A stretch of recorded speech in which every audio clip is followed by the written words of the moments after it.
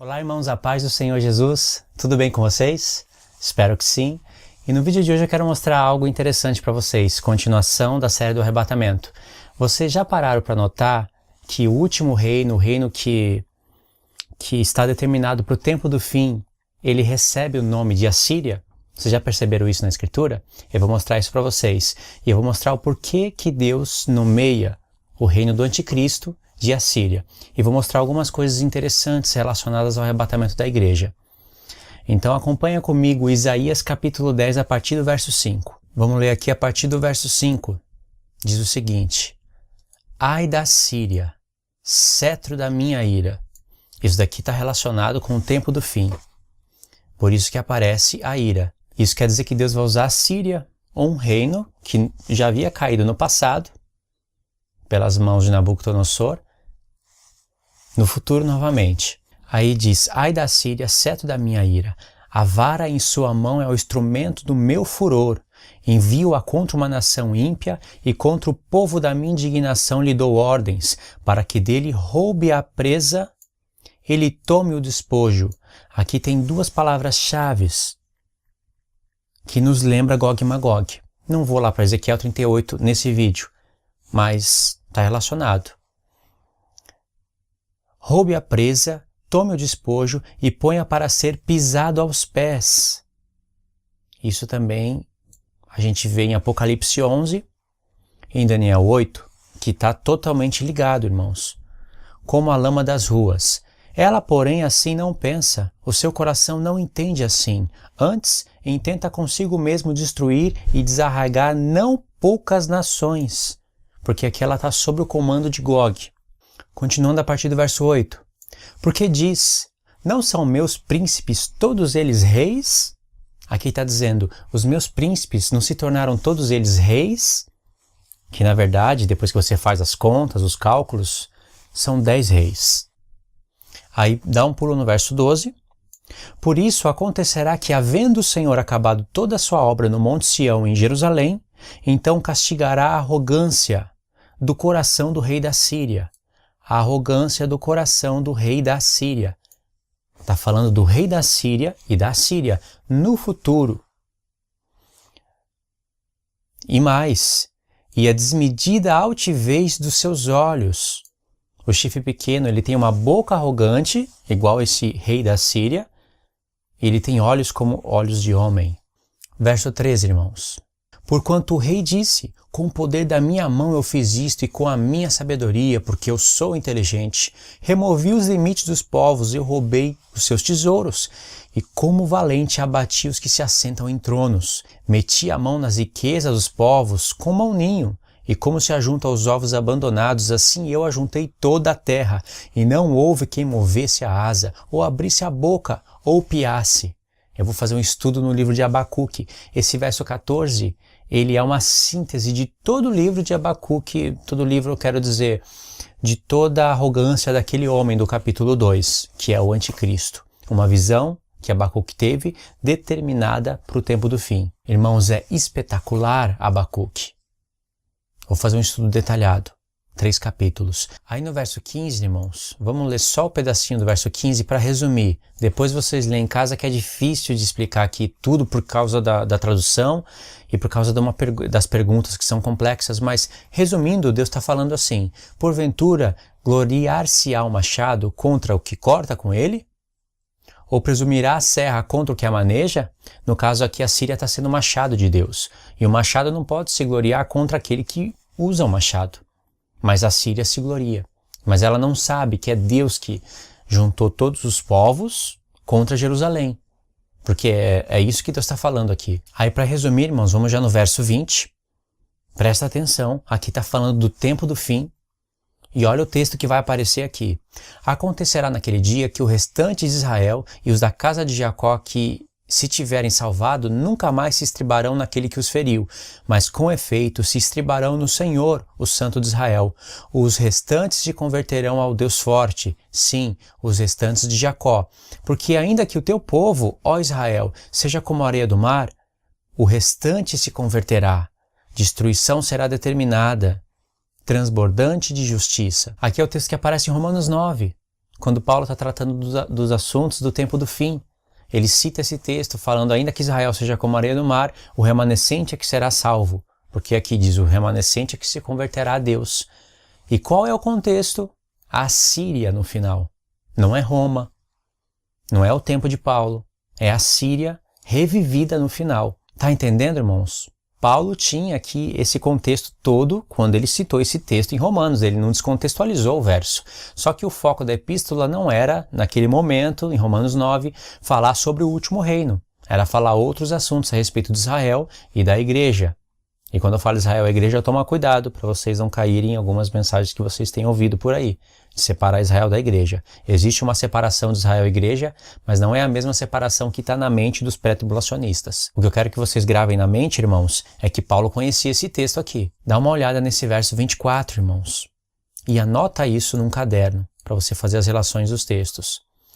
Pelo que assim diz o Senhor dos exércitos, povo meu que habitas em Sião, não temas a Síria, quando te ferir com a vara e contra ti levantar o seu bastão à maneira dos egípcios, norte e sul.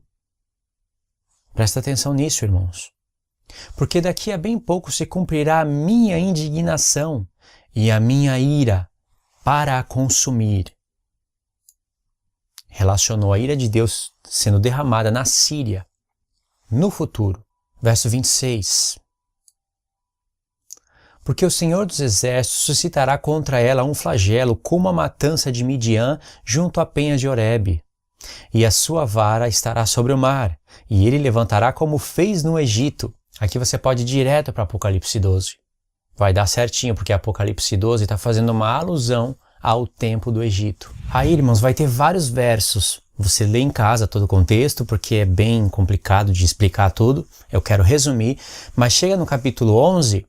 vai ter essa epígrafe, vou colocar aqui, vai ter essa epígrafe e o capítulo 11. Esquece a epígrafe, esquece o capítulo 11 e lê o contexto, lê o discurso do Espírito Santo. É o mesmo contexto de Isaías 10.